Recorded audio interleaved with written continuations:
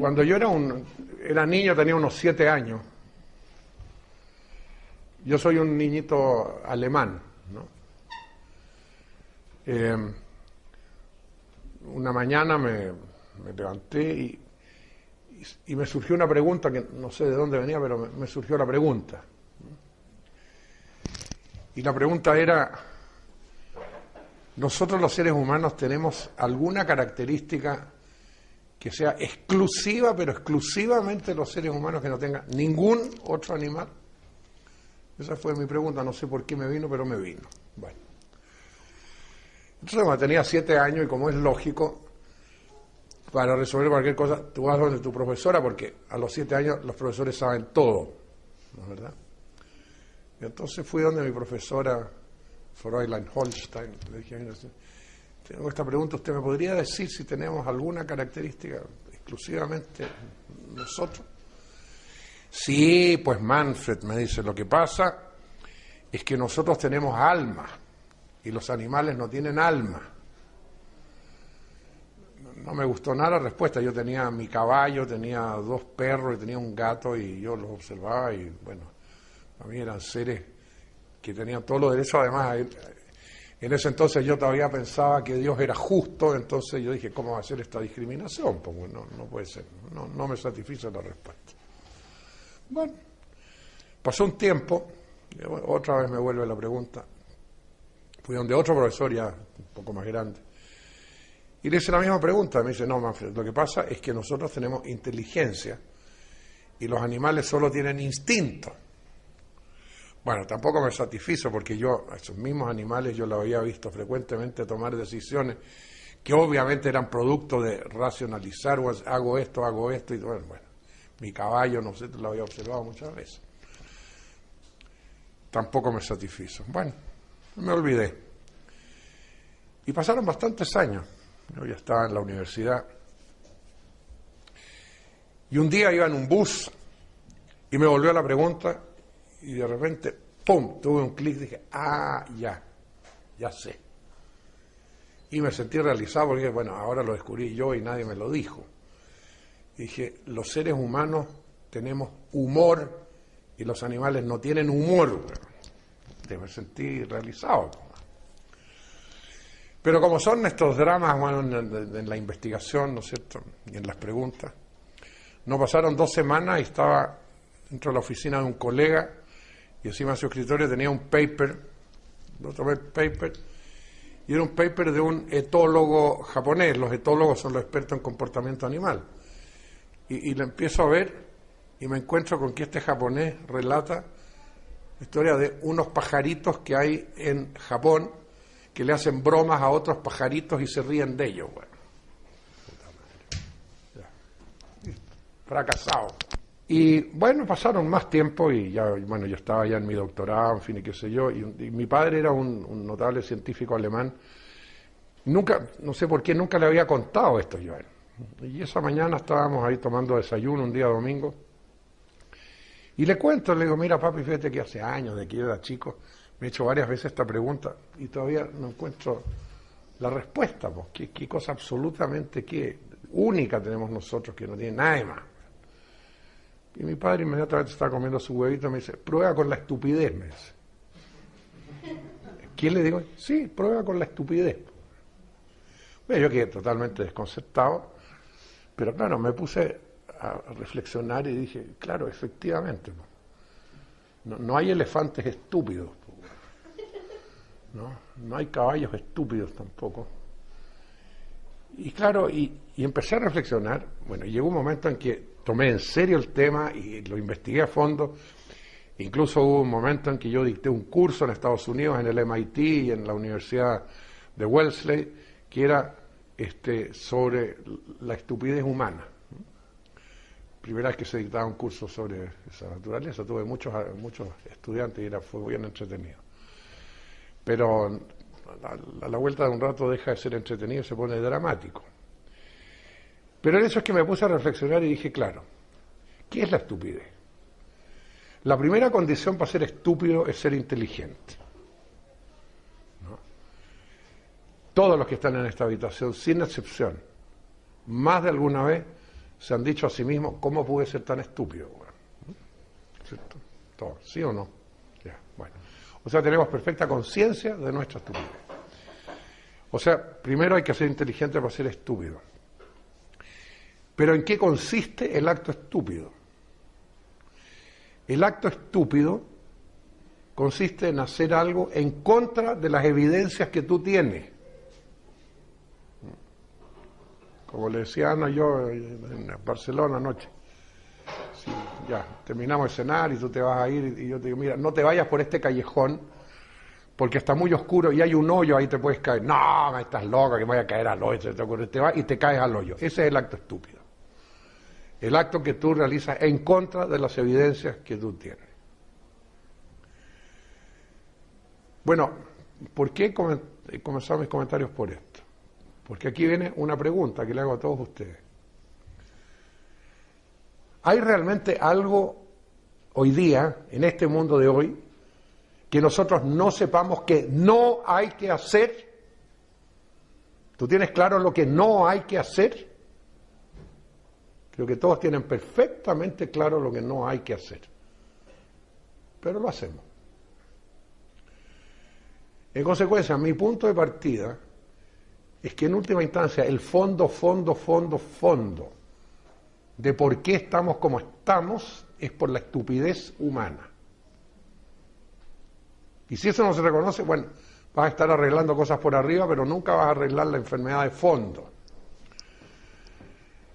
Ahora, por supuesto, yo no pretendo, ¿no es cierto?, proponer de que la estupidez deba ser eliminada, porque no toda la estupidez es mala tampoco, hay estupideces divertidas, ¿me entiendes? Hay estupideces que pueden ser buenas para la salud, ¿no? O sea, no se trata de erradicar una cosa que es humana, pero hay estupideces y estupideces, ¿no es cierto? Y hay una estupidez que si cuando tú has perdido todo, perdiste tu casa, perdiste tu jubilación, perdiste tus ahorros, ¿no?, y estás en la calle y entonces yo vengo y te digo, oye, pero sé más austero. Bueno, claro, entonces como tú dices, sí, pues claro, tengo que ser más austero. ¿Qué es lo que han hecho en España? Pegarse un tiro. Y por primera vez en la historia España ha llegado a un punto en que la gente que muere por suicidio es más que la gente que muere por accidentes de tránsito. Ahora yo les pregunto, ¿esos suicidios son realmente suicidios? ¿O son asesinatos de un sistema económico perverso? Que se sustenta en una gigantesca estupidez, ¿no?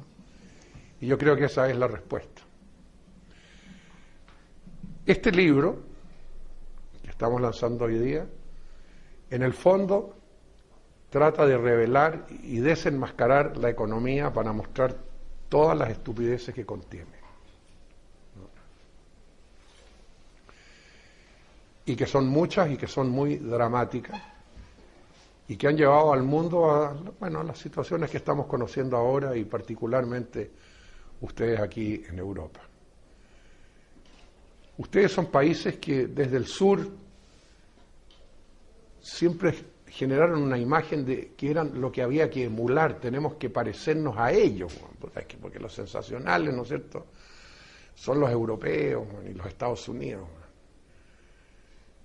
Y en este momento uno dice, puta, menos mal que todavía somos un poco subdesarrollados, gracias a Dios, ¿no? Que no alcanzamos a emularlo, ¿no? Pero esa es una situación dramática.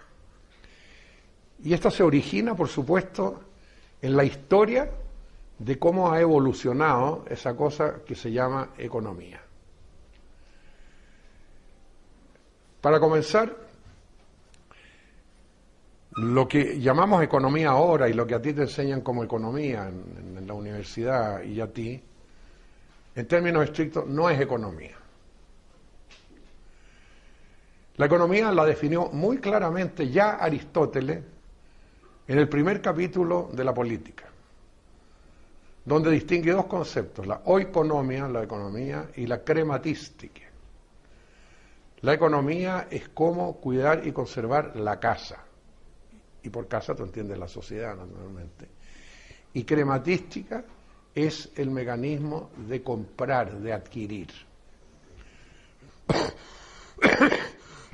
El primero está relacionado con el valor de uso y el otro está relacionado con el valor de cambio. Y el segundo, según Aristóteles, tiene siempre que estar supeditado al primero. La oikonomia tiene que estar arriba y la crematística es absolutamente secundaria. Lo que tenemos hoy día es exactamente al revés. Lo que a ti te enseñan por economía es crematística, en términos aristotélicos. Porque todo se trata de dinero, de comprar, de invertir, de crecer, etcétera, etcétera, etcétera. Y todo es cuantitativo y todo en términos de dinero. O sea, es crematística pura. La economía fue asesinada. Pero esto se siguió vendiendo como economía. Y nosotros hemos, en este libro, que tiene una historia muy especial y muy bonita, muy hermosa, que se las voy a resumir antes de continuar en este aspecto. Es un libro escrito y que es producto de un largo diálogo entre un economista y un físico. El coautor de este libro, Philip Smith, era un importante físico nuclear. Era americano de origen, pero se tuvo que ir a Estados Unidos, exiliado en la época de McCarthy, cuando estaba la obsesión anticomunista. Y se fue a Brasil, donde enseñó durante 8 años, y de ahí se fue a Holanda como profesor de física en la Universidad de Groningen, donde tuvo 25 años hasta que jubiló, y en el proceso se hizo ciudadano holandés.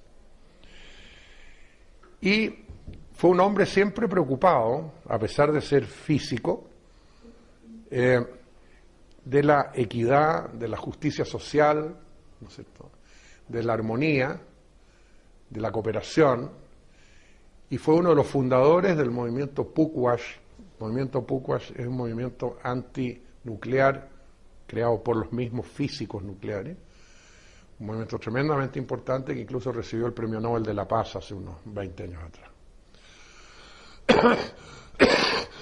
Él fue uno de los fundadores. Entonces, era un físico preocupado, ¿no es cierto?, de una sociedad más justa. Y lo notable es que cuando jubiló, un día declaró, ¿no?, hizo saber, textualmente dijo: acabo de terminar de leer 3 metros de libros de economía y estoy dispuesto a discutir la disciplina. Bueno.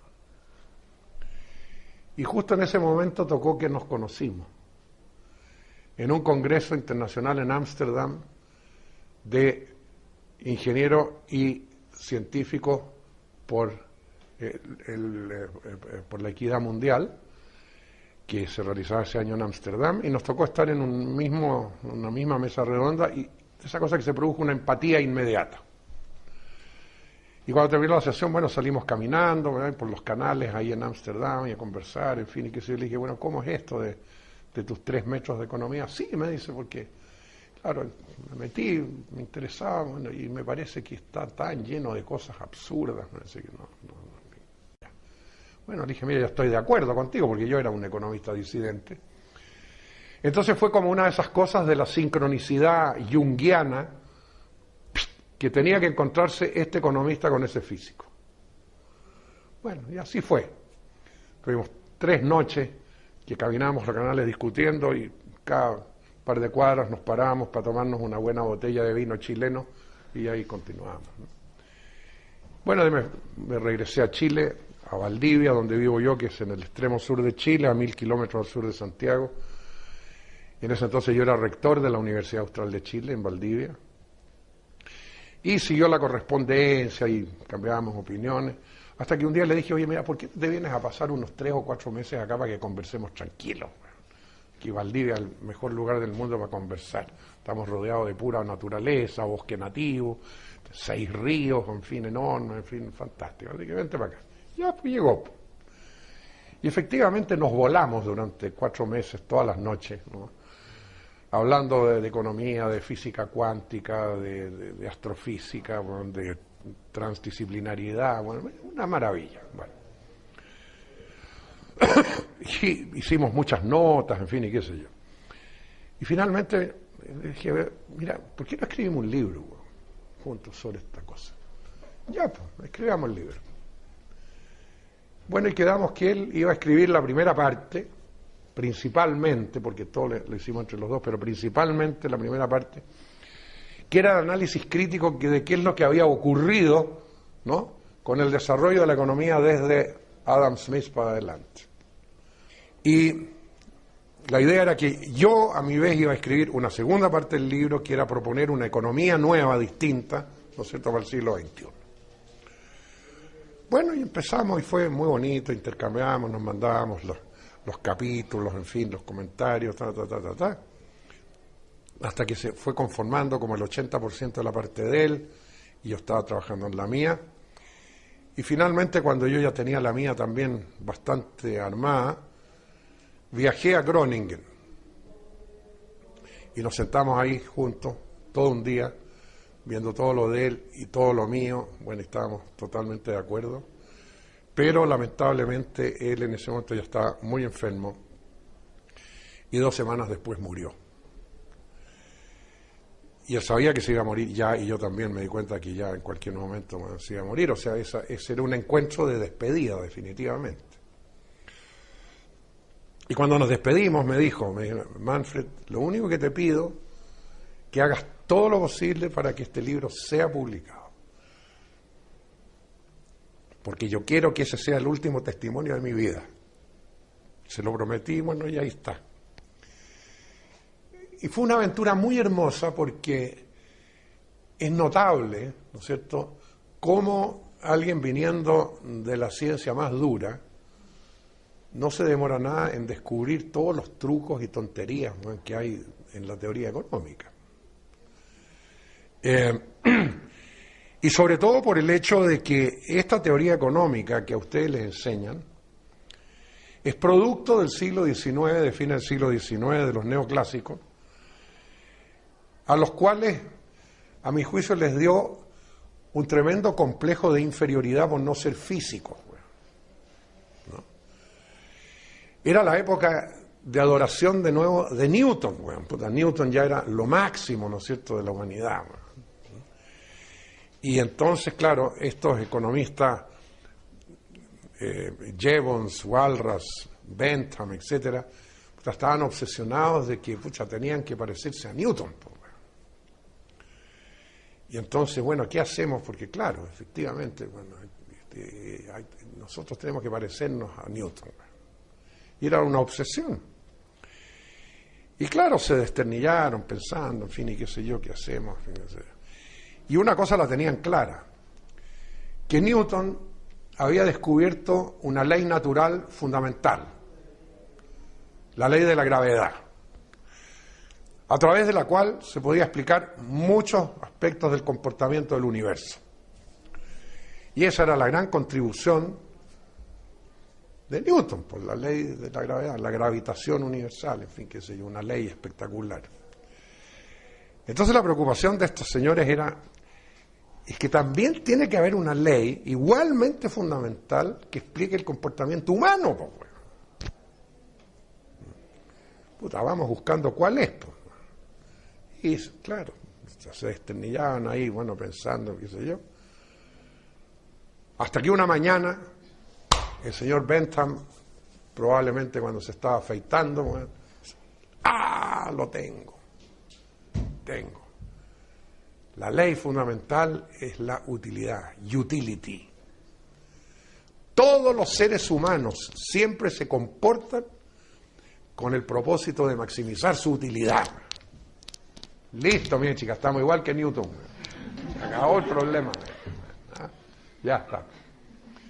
Y claro, y todos los demás felices, qué bueno, sensacional, y Jevons en Walras, fantástico, por fin tenemos, estamos ya. Pero de repente a uno se le ocurrió y dice, oye, pero sí, todavía queda un problemita. ¿Cuál? Bueno, que Newton estableció, y hay unas ecuaciones matemáticas que definen perfectamente, ¿no es cierto?, la gravedad, y la gravedad se puede medir con absoluta precisión. Yo puedo establecer y medir claramente la relación gravitacional que hay entre dos cuerpos, en fin, y qué sé yo, está todo perfectamente resuelto. Entonces el tema de nosotros, bueno, ¿y cómo se mide el utility? Pues? Sí, pues efectivamente, está cómo se mide el utility. Siguieron pensando, pues como diablo. Y el mismo Bentham, otra vez, una mañana o una noche, qué sé yo, tate, lo tengo, ya. El utility se mide con un hedonómetro. Y se lo comunican a mí. Oye, pero qué genial, puta, qué bueno. Sí, pues efectivamente. Pues, con un hedonómetro podemos ver cuál nivel de utilidad tienes tú. Pues. Ahora, el hecho de que tanto aquel entonces hasta el día de hoy nadie tiene la más remota idea de cómo funciona el hedonómetro y qué forma tiene el aparato, bueno, eso no tenía ninguna importancia. El hecho de que se consagró el hedonómetro y estaba en consecuencia resuelto el problema de la medición. Y ahora sí que somos igual que Newton. Entonces ahora para completar la cosa, todo esto tenemos que matematizarlo. Y métale matemática, mi chica. Bueno, claro, mientras más matemáticas, claro, más empiezas a aparecer como, oye, puta, ¿qué sabe este tipo por la flauta? Porque ya nadie entiende nada. Entonces te empiezas a transformar en un científico duro, po, pura matemática. Po. Y es exactamente lo que hacen. Y ese es el momento en que Walras publica su famosa obra sobre la economía, los principios fundamentales de la economía, donde en una palabra dice textualmente, entre la economía y la física no hay ninguna diferencia, ninguna. Bueno, ¿y qué es lo que ocurre? ¿Por qué ocurrió todo eso? Porque antes había ocurrido otra cosa que hay que relacionar, y ahí está la belleza de las cosas que descubrimos con este largo diálogo de años. En la Edad Media, la estructura social de toda la sociedad estaba determinada por Dios, por la voluntad de Dios. Vale decir, que si tú eras pobre era porque Dios había decidido que tú tenías que ser pobre. Y si él era poderoso es porque Dios había decidido que él tenía que ser poderoso. Y eso era así y en consecuencia nadie protestaba y todo el mundo aceptaba. Tú aceptabas tu pobreza y gozaba su poder y nadie alegaba nada. Y eso dura hasta el siglo XVI. Nadie protestaba. En la Edad Media nunca hubo levantamientos sociales contra la injusticia social. No, porque Dios había dicho que la cosa era así, pues tú, bueno, ni modo, pues, ya, chao. Pero de repente sucede que aparecen unos sujetos que después le ponemos el nombre de burgueses, ¿no? Y la gente empieza a ver unos sujetos que no eran ricos, ¿no? Y que se empiezan a hacer ricos. Y empiezan a comerciar y viajan, y en los Países Bajos y todo, en el norte, Alemania, y empiezan a hacerse ricos. Pero ¿cómo estos chatos que no eran ricos ahora son ricos, güey? ¿Qué pasó con Dios, güey? ¿No? Entonces ya la gente no entiende, y de hecho, a esa altura se producen las primeras protestas, que son los campesinos en Alemania en 1560. Y claro, cada vez empieza a haber más ricos que no eran ricos, y Dios se muere, pues. Y entonces, claro, para la gente que tenía poder, puta, que era importante la decisión de Dios, pues. Pero ahora, ¿qué haces tú? Puta, Dios se murió, pues. Y ahora te pueden quitar el poder, pues. Entonces, ¿qué hacemos para que siga habiendo una justificación de que siempre tiene que haber pobres, ¿me entiendes tú? Y de que el poder también es legítimo. Y ahí nace la economía, mis queridos amigos. La economía sustituye a Dios. Y en consecuencia se desarrolla como un lenguaje pseudo religioso, dogmático, no acepta discusiones. Y ustedes lo ven en la sala de clase, la economía que se enseña, no hay debate, no hay nada que debatir. Entonces surge esto como sustituto de Dios, un mecanismo a través del cual uno puede seguir justificando de que es natural de que haya gente pobre y es natural que haya gente poderosa, ¿no? Y claro, eso genera todo este lenguaje, que es un lenguaje que incluso genera, que primero la gente en general no entiende y en consecuencia genera miedo y temor, y además con todo este edificio matemático detrás que nadie entiende, dicen, bueno, estos tipos saben, pero mucho, pues, son feroces, pues. Entonces ellos saben lo que hay que hacer y eso es lo que hay que hacer. Bueno, y por increíble que parezca, si ustedes lo observan, eso es así hasta el día de hoy. Porque ese economista es el único que tiene acceso al poder político, al poder empresarial, ¿me entiendes? Bueno, el economista es el que sabe, ¿no?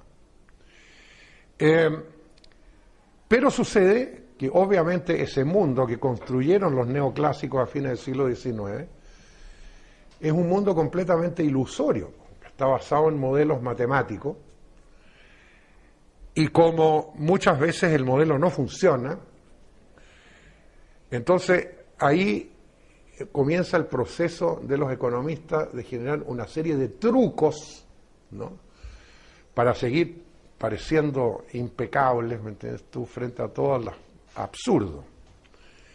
Y entonces inventan cosas así como, por ejemplo, las externalidades.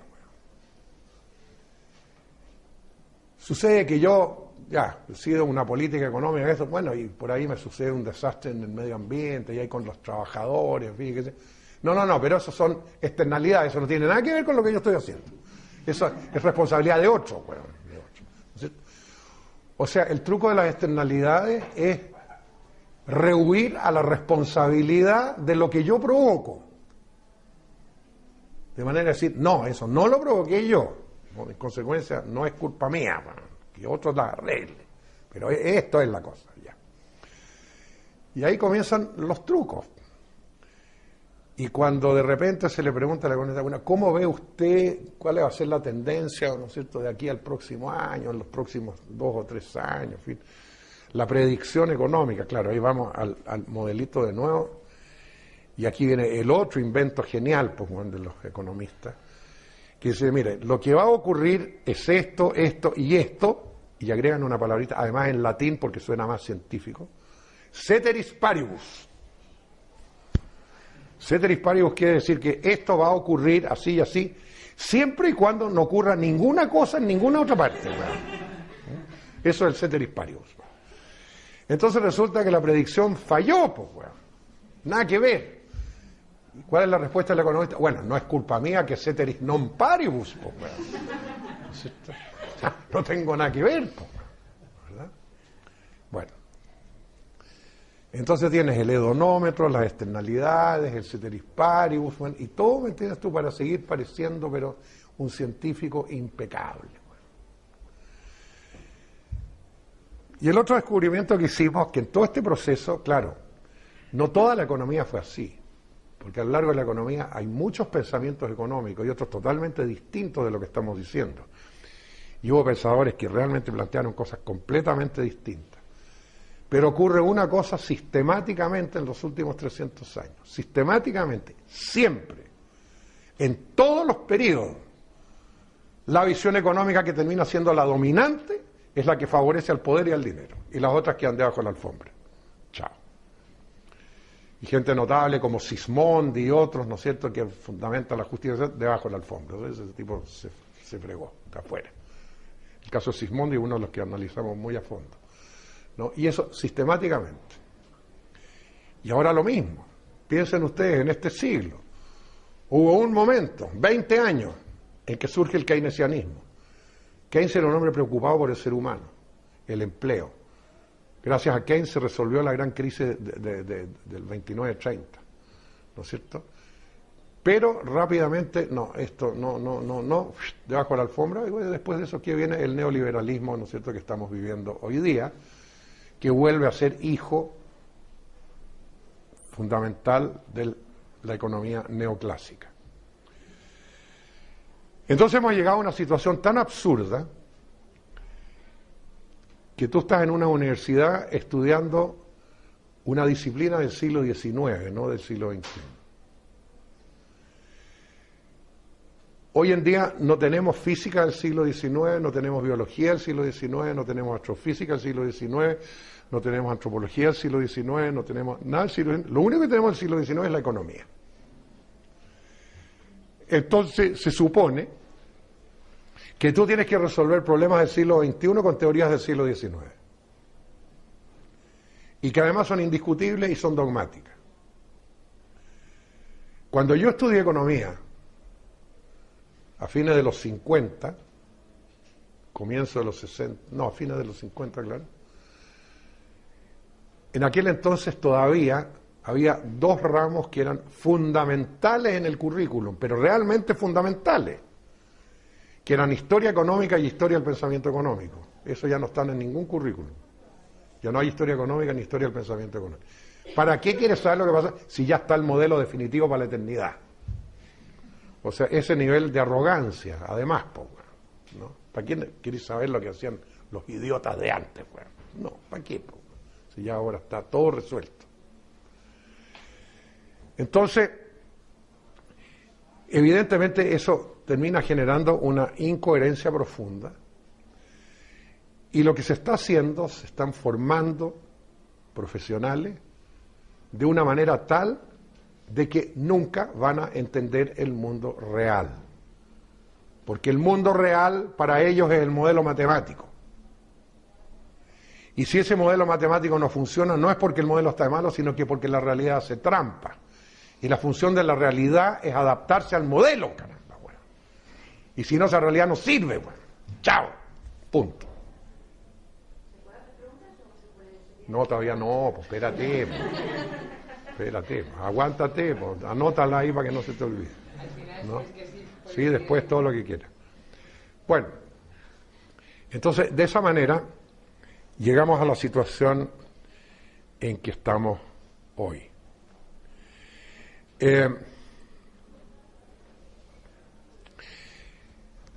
Ahora, frente a esto, desde luego uno dice, bueno, ¿qué podemos hacer? ¿No?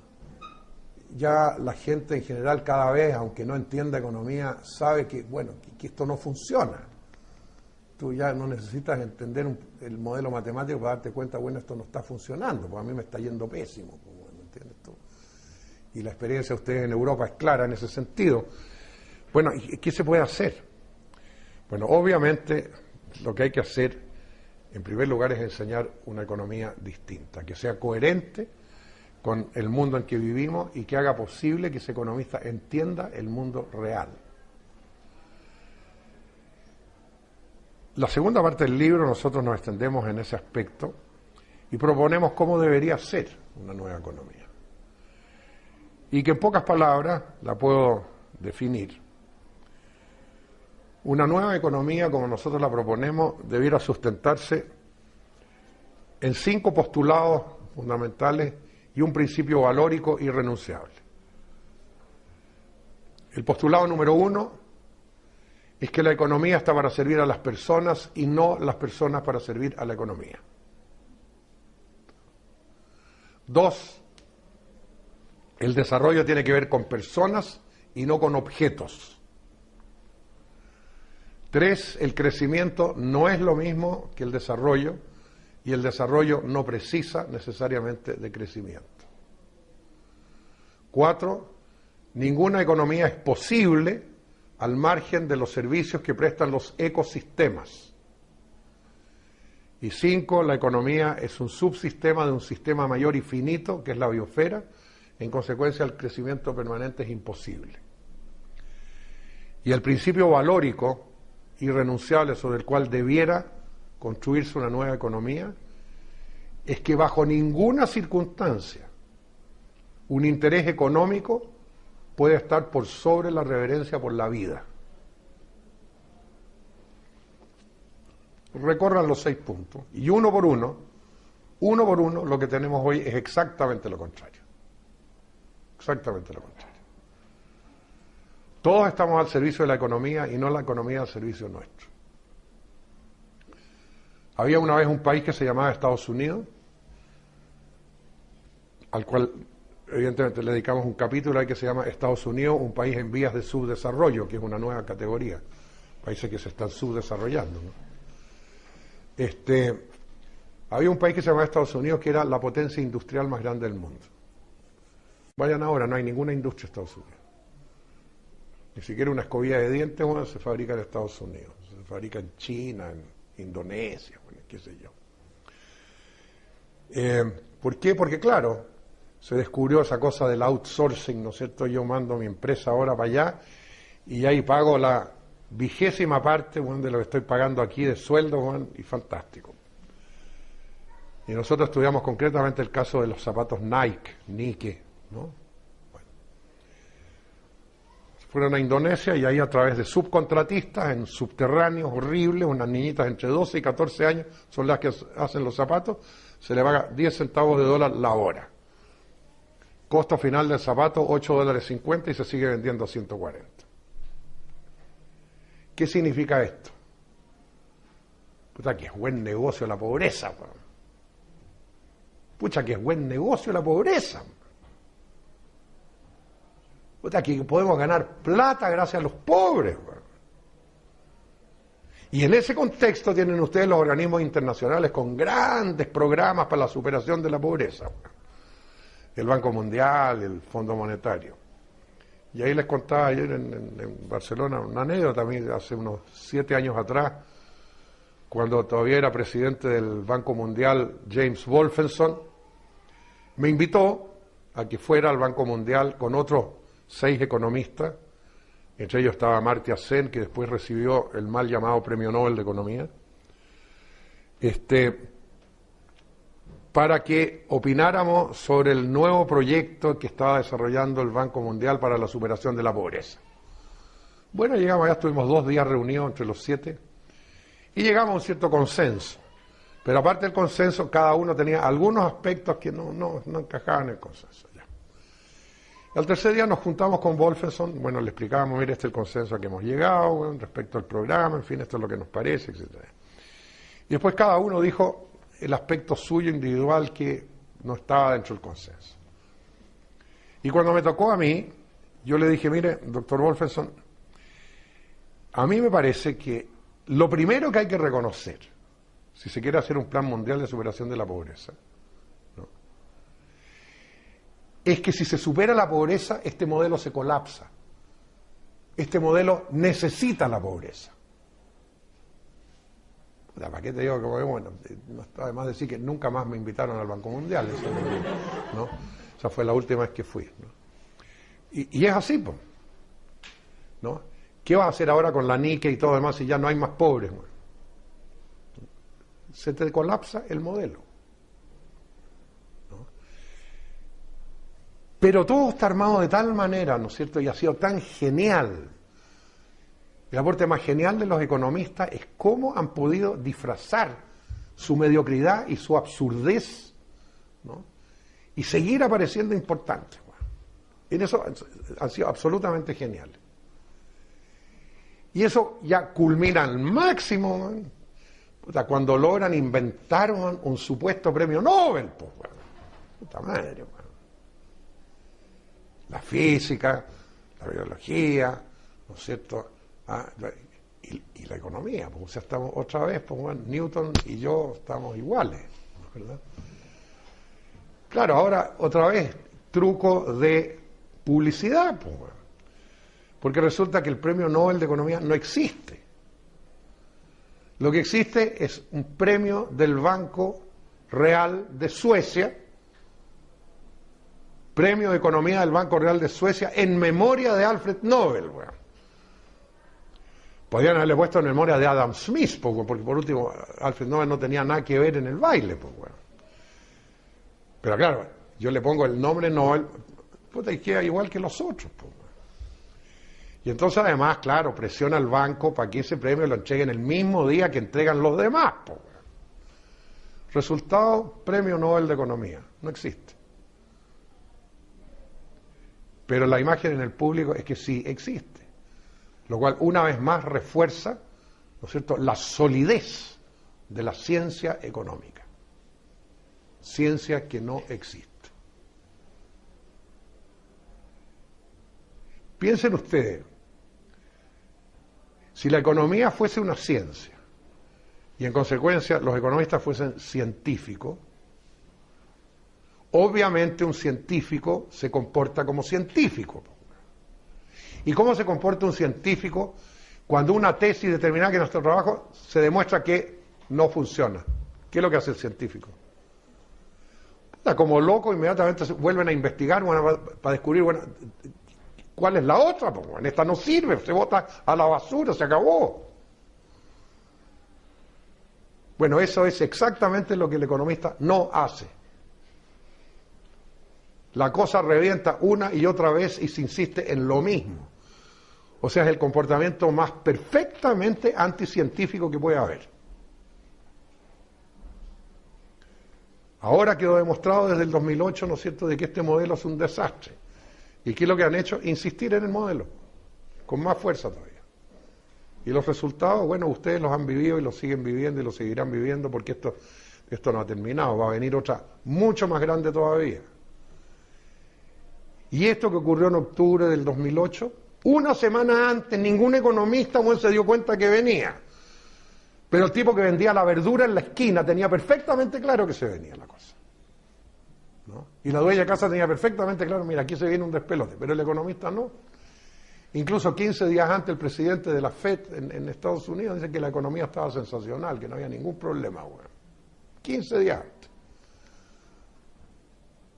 Pero el economista sigue siendo el tipo. Y a eso se agrega esa arrogancia impresionante.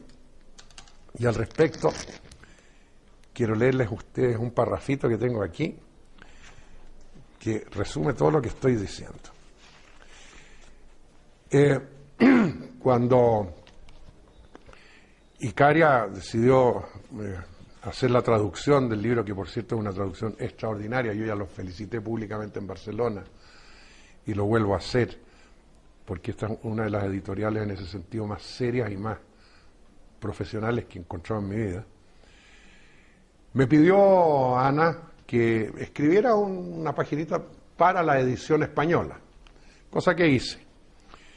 Y en el momento que estaba escribiéndola, ocurre esto, que lo escribí aquí. A la incapacidad de comprender el mundo real hay que agregar la notable arrogancia de los economistas convencionales.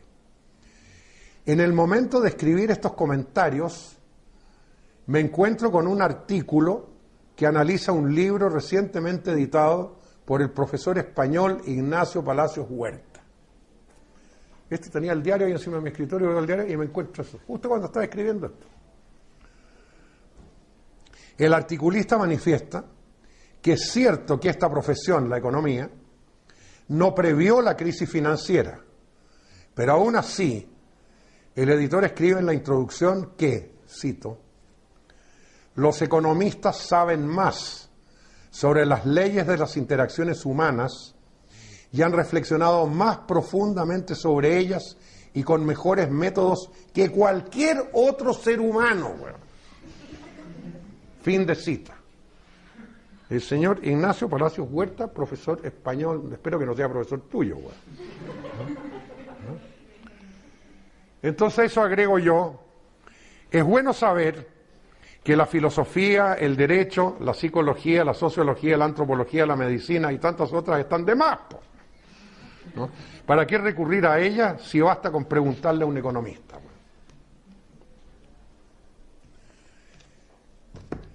No conozco ninguna otra ciencia en que quienes forman parte de ella hayan jamás en la historia llegado a esos niveles de arrogancia.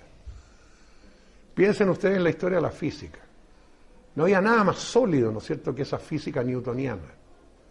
Sin embargo, llega un momento, ¿no es cierto?, a comienzos del siglo XX, donde un señor, Max Planck, el más grande físico alemán, uno de los más grandes del mundo, ¿no es cierto?, de repente se da cuenta, no, fíjate que aquí hay algo que no es así.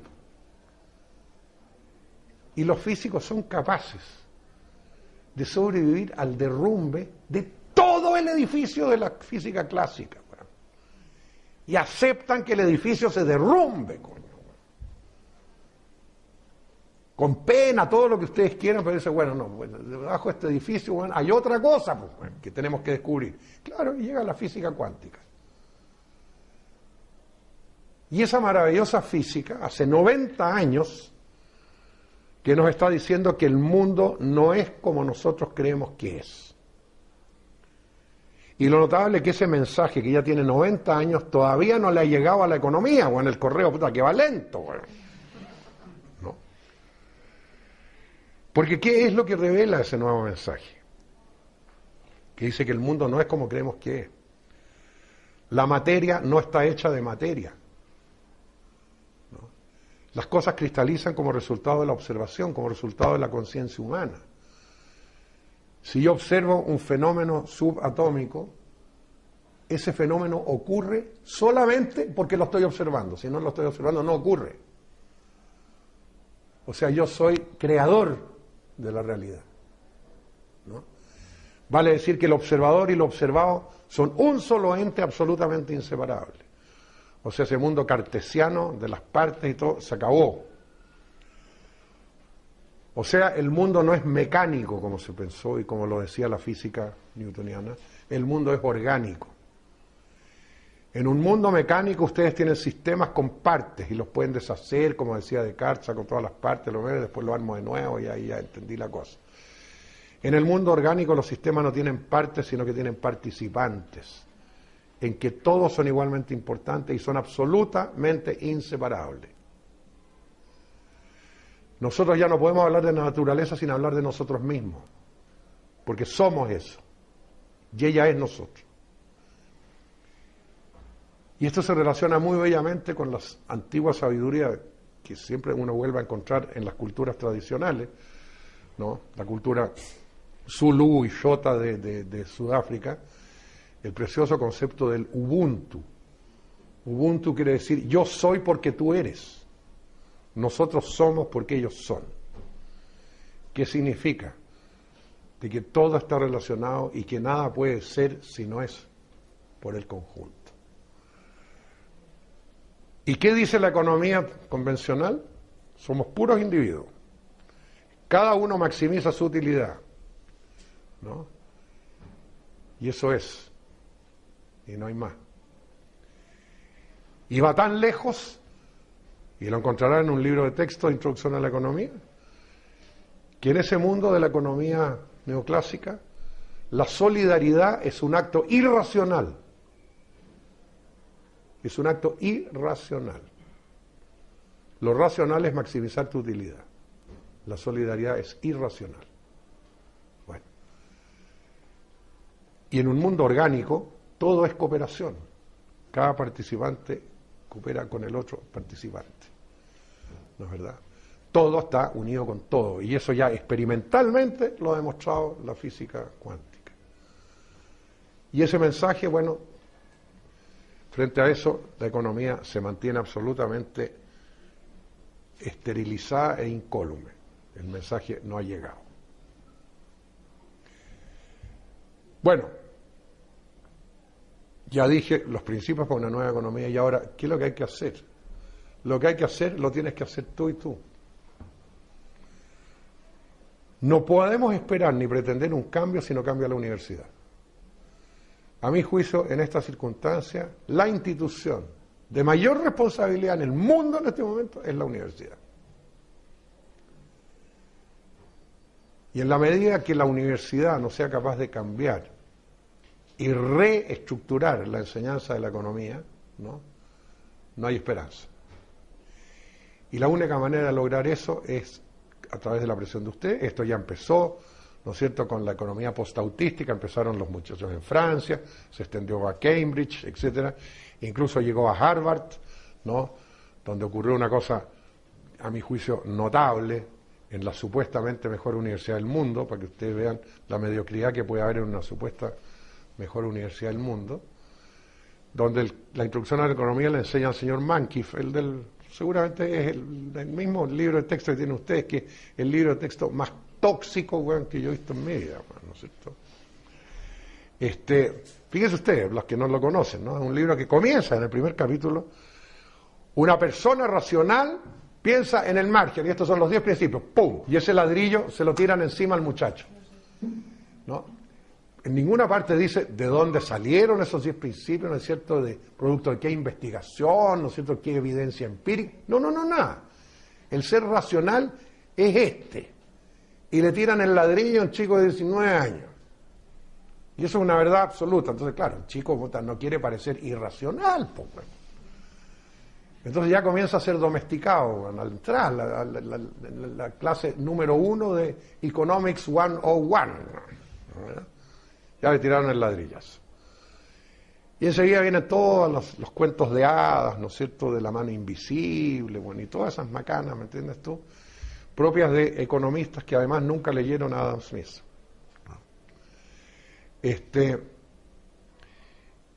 Y entonces todo es dogmático. No se puede discutir. Bueno, eso hay que acabarlo. ¿Y qué es lo que ocurrió en Harvard? Que se dieron cuenta los muchachos y dicen, no queremos más la clase de Mankey, pues queremos una clase paralela, los que quieran tener otro profesor que sea crítico, y donde haya debate y podamos ver otras ideas y podamos discutir, en fin, qué sé yo. Entonces pidieron que hicieran una cátedra paralela. Bueno, le propusieron al profesor, no les gustó, bueno, finalmente se la dieron al profesor Stephen Marglin, muy amigo mío, gran economista y crítico, el profesor de Harvard, desde luego, y él montó la cátedra paralela, que es una cátedra de análisis económico crítico.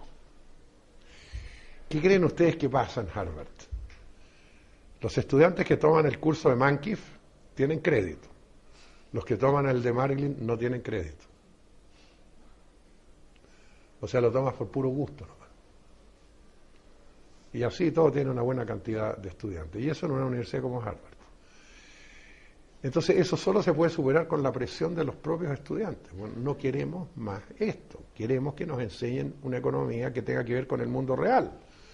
Y terminemos con todas estas faramayas y todos estos trucos y todas estas tonterías y los hedonómetros y todas esas vainas, pues.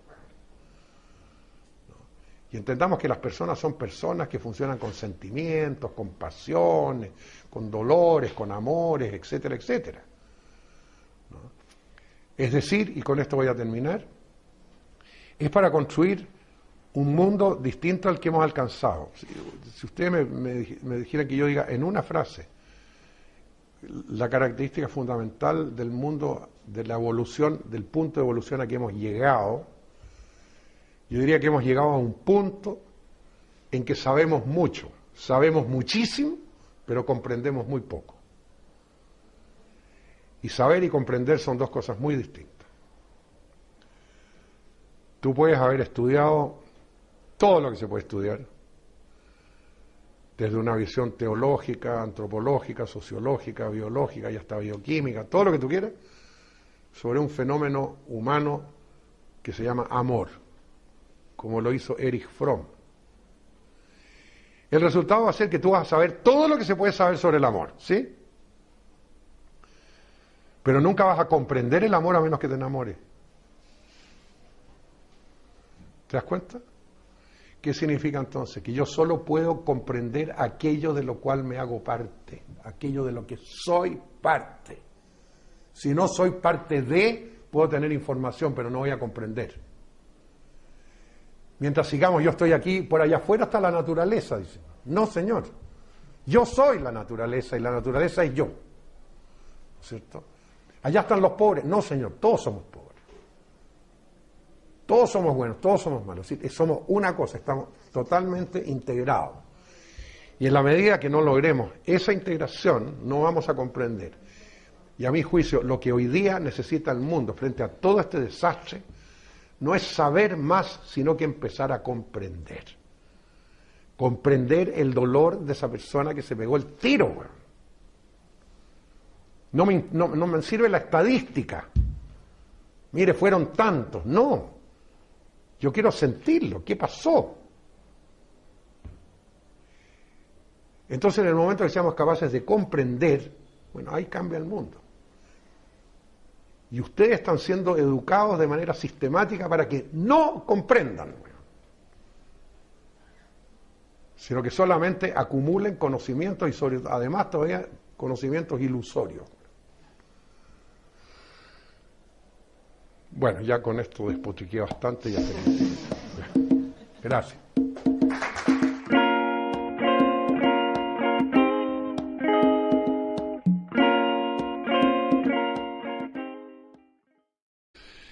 Nunca, no sé por qué, nunca le había contado esto yo a él. Y esa mañana estábamos ahí tomando desayuno, un día domingo, y le cuento, le digo, mira papi, fíjate que hace años, de que yo era chico, me he hecho varias veces esta pregunta y todavía no encuentro la respuesta, pues, qué cosa absolutamente única tenemos nosotros que no tiene nadie más. Y mi padre inmediatamente estaba comiendo su huevito y me dice, prueba con la estupidez, me dice.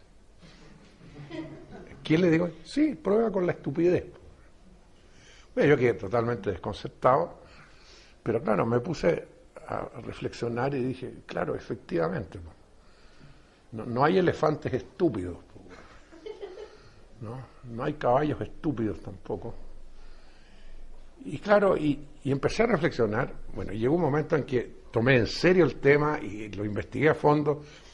Incluso hubo un momento en que yo dicté un curso en Estados Unidos, en el MIT y en la Universidad de Wellesley, que era sobre la estupidez humana. Primera vez que se dictaba un curso sobre esa naturaleza, tuve muchos estudiantes y fue bien entretenido. Pero a la vuelta de un rato deja de ser entretenido y se pone dramático. Pero en eso es que me puse a reflexionar y dije, claro, ¿qué es la estupidez? La primera condición para ser estúpido es ser inteligente. ¿No? Todos los que están en esta habitación, sin excepción, más de alguna vez se han dicho a sí mismos, ¿cómo pude ser tan estúpido? Bueno, ¿cierto? Todos, ¿sí o no? Ya, bueno. O sea, tenemos perfecta conciencia de nuestra estupidez. O sea, primero, buenas para la salud, ¿no? O sea, no se trata de erradicar una cosa que es humana, pero hay estupideces y estupideces, ¿no es cierto? Y hay una estupidez que si cuando tú has perdido todo, perdiste tu casa, perdiste tu jubilación, perdiste tus ahorros, ¿no? Y estás ahí en la calle y entonces yo vengo y te digo, oye, pero sé más austero. Bueno, claro, entonces como tú dices, sí, pues claro, tengo que ser más austero. ¿Qué es lo que han hecho en España? Pegarse un tiro. Y por primera vez en la historia España ha llegado a un punto en que la gente que muere por suicidio es más que la gente que muere por accidentes de tránsito. Ahora yo les pregunto, ¿esos suicidios son realmente suicidios? ¿O son asesinatos de un sistema económico perverso? Que se sustenta en una gigantesca estupidez, ¿no? Y yo creo que esa es la respuesta. Este libro que estamos lanzando hoy día, en el fondo trata de revelar y desenmascarar la economía para mostrar todas las estupideces que contiene, ¿no? Y que son muchas y que son muy dramáticas y que han llevado al mundo a las situaciones que estamos conociendo ahora y particularmente ustedes aquí en Europa. Ustedes son países que desde el sur siempre generaron una imagen de que eran lo que había que emular, tenemos que parecernos a ellos, porque los sensacionales, ¿no es cierto?, son los europeos y los Estados Unidos.